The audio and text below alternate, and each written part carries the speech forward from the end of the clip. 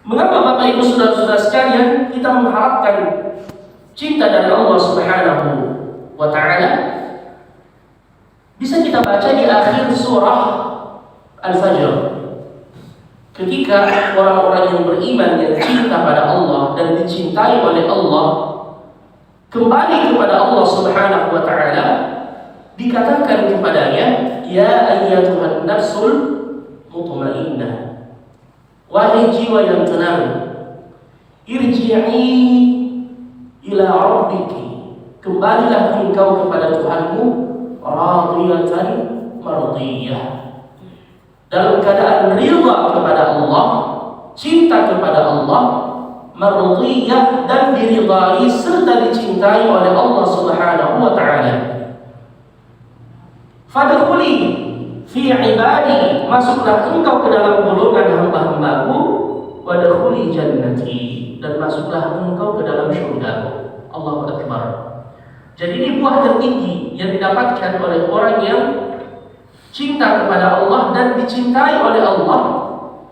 Dia akan meraih keridhaan Allah Azza wa Jalla yang merupakan puncak kenikmatan dari syurga itu sendiri. Ketika Allah Subhanahu wa Ta'ala dalam haditsul qudsi berkata kepada para penghuni syurga, azidukum, saya akan menambahkan kepada kalian nikmatku. Para penghuni syurga kemudian bertanya, nikmat apa lagi yang engkau tambahkan kepada kami ya Rabb? Engkau telah memasukkan kami ke dalam syurga, engkau telah membuat wajah kami berseri-seri mendapatkan apa yang kami inginkan.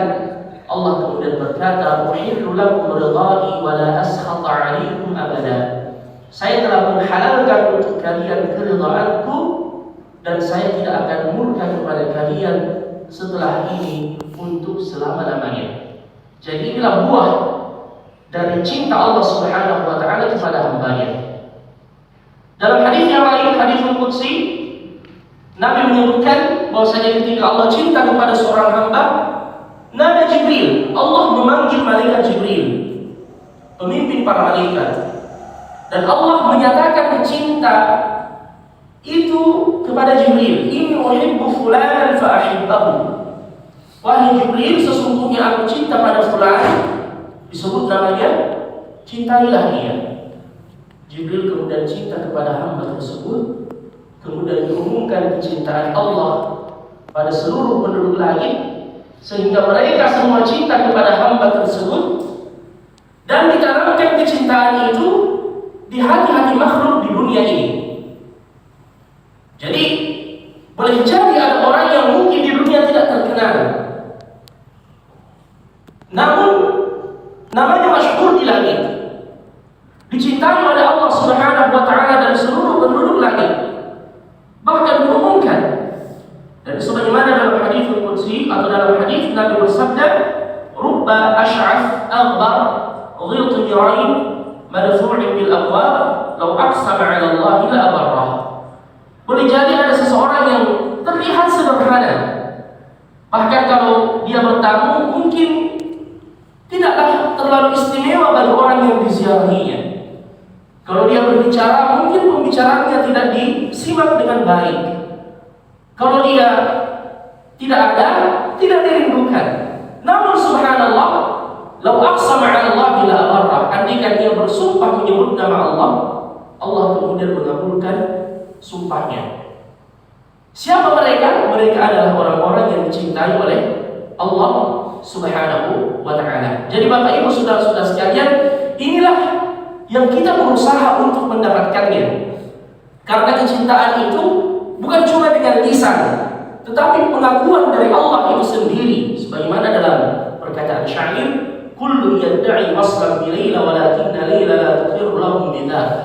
Betapa banyak orang yang memiliki atau mengaku memiliki hubungan dengan Laila, tetapi Laila tidak mengakui hubungan-hubungan mereka, yang kita istilahkan biasa dengan istilah cinta yang bertepuk sebelah tangan.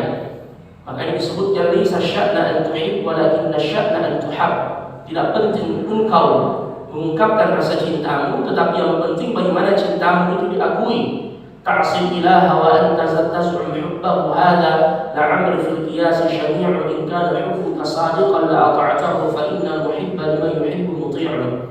Engkau mengaku cinta kepada Allah, sedangkan engkau rajin bermaksiat kepada Allah, ini hanya sekedar pengakuan belaka, karena sesungguhnya orang yang cinta kepada sesuatu itu taat dengan apa yang diinginkan oleh yang dicintainya. Bapak Ibu